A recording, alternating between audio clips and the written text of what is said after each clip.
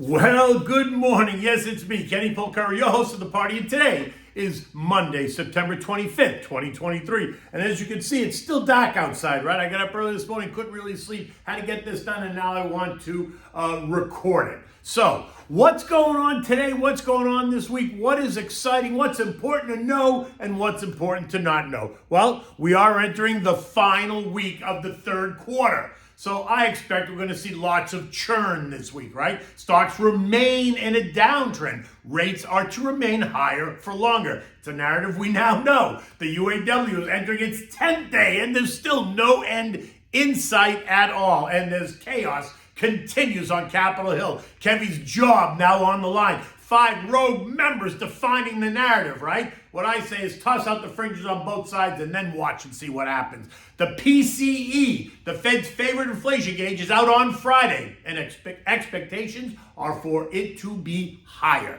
And try the thin spaghetti with ricotta and spinach dusted with some lemon zest and fresh grated parmigiana. Oh my God, delicious.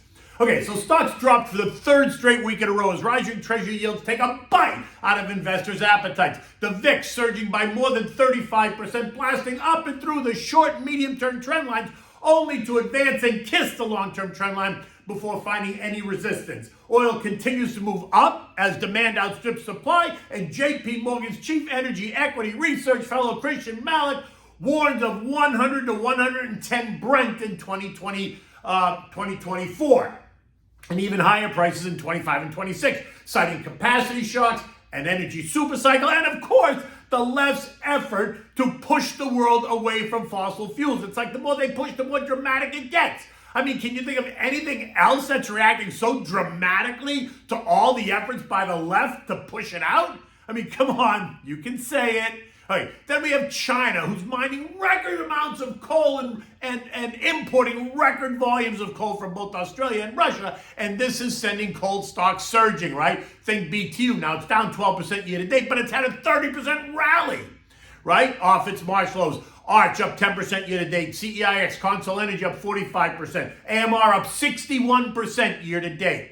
And then we got the UAW now on its 10th day of a strike, with little to no end in sight. Sean Fain raising the temperature by calling on workers to strike additional supply chain plans to further disrupt the industry. The White House now telling us that JoJo plans to go to Detroit to stand in the picket line in a show of support for the very people he's looking to throw out in the streets through EV production, right? Less jobs, less people, all that. I mean, you can't even make this stuff up. And then we have a chaos on Capitol Hill, the fractured GOP causing massive migraines for Kevin McCarthy and the party in general. An embarrassing failure for the speaker and the party. Now, the Dems are having a field day with this, celebrating the fact that the House Republicans are being led around by the nose by 5 rogue Congress people. In the end, they get nothing done, and a government shutdown seems almost inevitable now. Now listen, it's all very dramatic, yes, but this will not price stocks in the long term. It could, though, provide short-term opportunities, right? The chaos will provide opportunities for investors in some stocks that get arbitrarily dislocated because of maybe the concern. So, stay on top of this. Now, remember what I also said on Friday, right? That each one of the indexes had closed on the lows on Thursday evening. And that usually means that they will test lower the next day.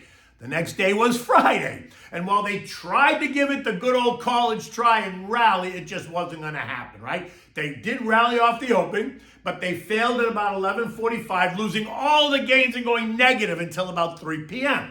When they tried again to push them into the closing bell, and they failed at that as well. At about 3:30, exhaustion set in. The weekend was coming. Investors and traders had a lot to digest. They were just tired. And the algos went into sell mode, pumping all kinds of sell orders into the system, while at the same time canceling inline bids, leaving a void in prices that sent the indexes tumbling right into negative territory to end the day lower. The Dow losing 106 points, the S&P down 10, the NASDAQ down 12, the Russell down 6, and the Transworth down 70. Now, by no means it was a disaster, but the path is lower.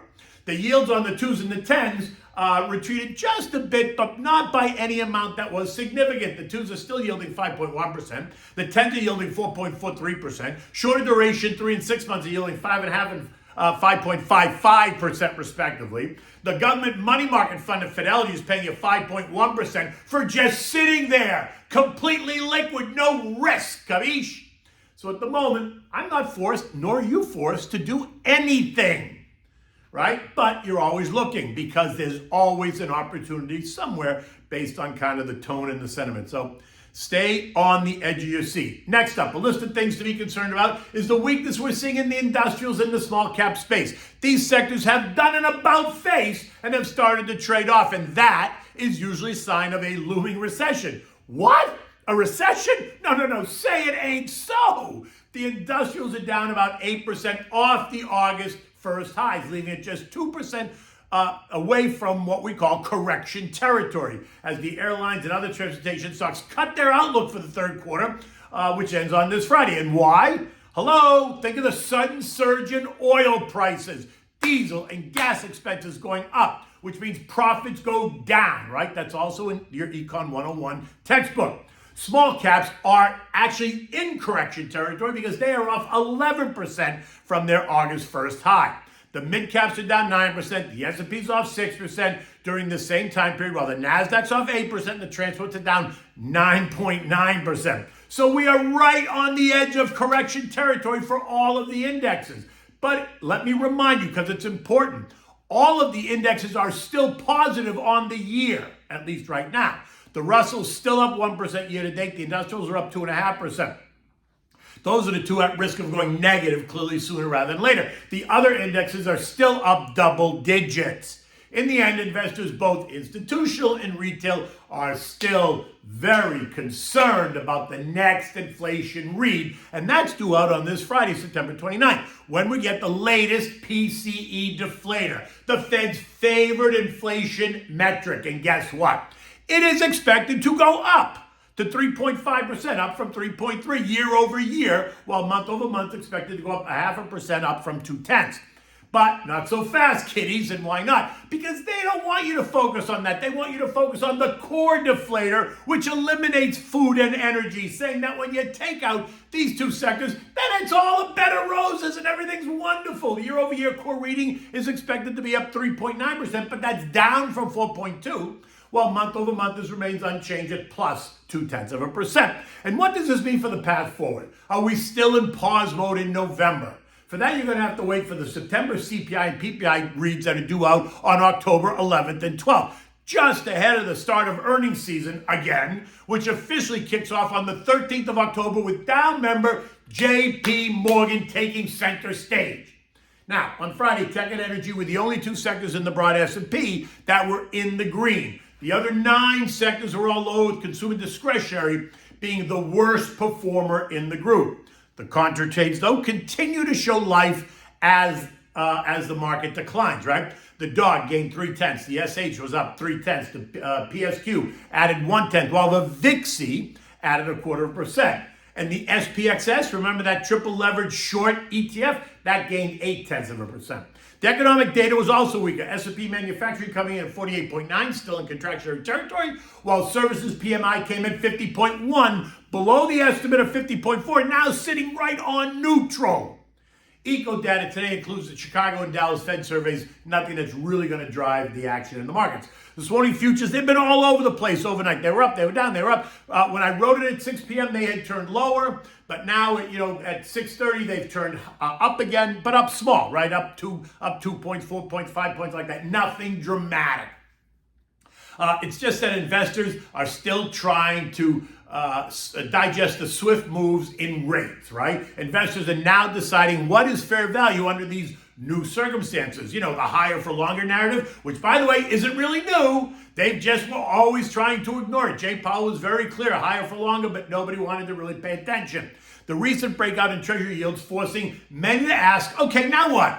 How high will yields go? And is this a question, this is a question that will weigh on investors' minds and keep risk elevated. And then we had both the UAW and the clowns on Capitol Hill creating subplots on the main stage. The path of least resistance at the moment, to me, feels just like it's a bit lower. Not a crash, but just lower. We did hear from two Fed heads on Friday, Boston Susie Collins and Governor Michie Bowman. Both indicated further tightening is not off the table. Today, you're going to hear from Minneapolis' Nili Kashkari. Later in the week, you're going to hear from Fed Chair J.J. Powell, Richmond's Tommy Barkin, Chicago's Austin Goolsbee, all appearing on Thursday, while New York's Johnny Williams will take the podium on Friday morning. European markets this morning are all lower, right? The German IFO index coming in weaker than expected. The index fell to 85.7, down from 85.8, making it the fifth consecutive month of decline as companies become less satisfied with the current business environment across Germany. Away from that, investors there are also revisiting the message that was delivered by a host of central banks last week across the region. At 6 a.m. this morning, all European markets were lower by about 0.7%. Oil, well, that's trading up, $90.05 a barrel this morning. Gold is trading down a little bit, a couple of bucks at $19.44, and the dollar index is up another 9 cents at 105.68. This after the short-term trend line cut up and through the long-term trend line, creating what I identified last week as the golden cross, which suggests further upside. Recall that the VIX traded up and through its two trend lines and kissed its long-term at 1761. It backed off as expected, but it has now tested and pierced it this morning.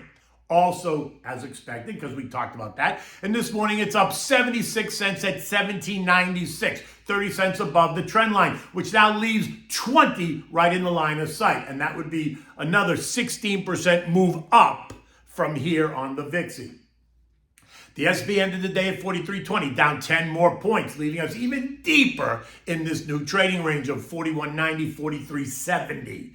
Today is Yom Kippur, a high holy day for the Jewish community, so I expect a slow, uneventful trading day. Don't read too much into what happens today. The end of the week is coming, and with that, the end of the quarter. While we will get lots of eco data points this week, the points that I think are most important include GDP second quarter final reading of 2.2%, pending home sales expected to be down 1%, retail inventories month over month supposed to be up 0.5%, personal income and spending up 0.4%, and then the all-important PCE report, which we already discussed. Do not forget the second GOP debate this Wednesday evening, taking place at the Reagan Library and hosted by Fox Business's Dana Perino, Stuart Varney, and Telemundo's Ilya Calderon. The field is shrinking. Participants this week to only include Christie, Pence, Ramaswamy, Haley, Scott, and DeSantis. Everyone else didn't make the cut. Okay, so we're having for dinner tonight. This is delish. It's thin spaghetti with ricotta, spinach, some lemon zest, and fresh grated Parmigiano cheese. Now, for this, you need like a half a pound of pasta. Now, for this, I would use freshly made spaghetti, or thin spaghetti. Go to the store and buy the fresh if you can. If you can't, then you're just going to use the regular. You're going to need fresh made ricotta cheese. You need fresh grated Parmigiano. You need spinach. You need lemon zest. Salt and pepper, a little bit of olive oil. Now you're going to bring a pot of salted water to a rolling boil, as you always do on the back burner, leaving it there for when you're ready. In a bowl, mix the ricotta, some lemon zest of 1 lemon, some fresh grated Parmigiano cheese, season it with salt and pepper, mix it well, and then just set it aside until you need it. Now in a large saute pan, add a little bit of oil. Maybe go twice around the pan, not a ton.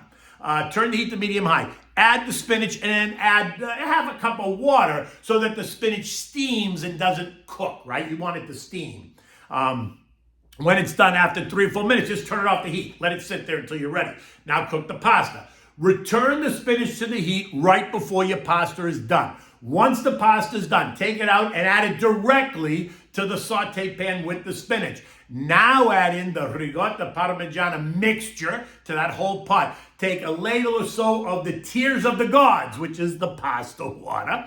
Add that to the saute pan and mix it well. Turn the pan like this. Just mix it so that it all incorporates. Now, when serving this, take a big fork, twist it like this, and then put it right in the center of the plate. Finish it with a dusting of some more lemon zest and some fresh grated Parmigiano cheese, and then take a spoon and take some of the sauce from the pan and spoon it right over the top. Oh my God, I am going to make this for dinner tonight, and I'll send you a picture. I was going to make it yesterday, but then I made too much other stuff yesterday, so I didn't make it yesterday, but I am going to make it tonight. In any event, the sun is about to come up. It is Monday. The week has just begun. The end of the quarter is coming. Until tomorrow, take good care.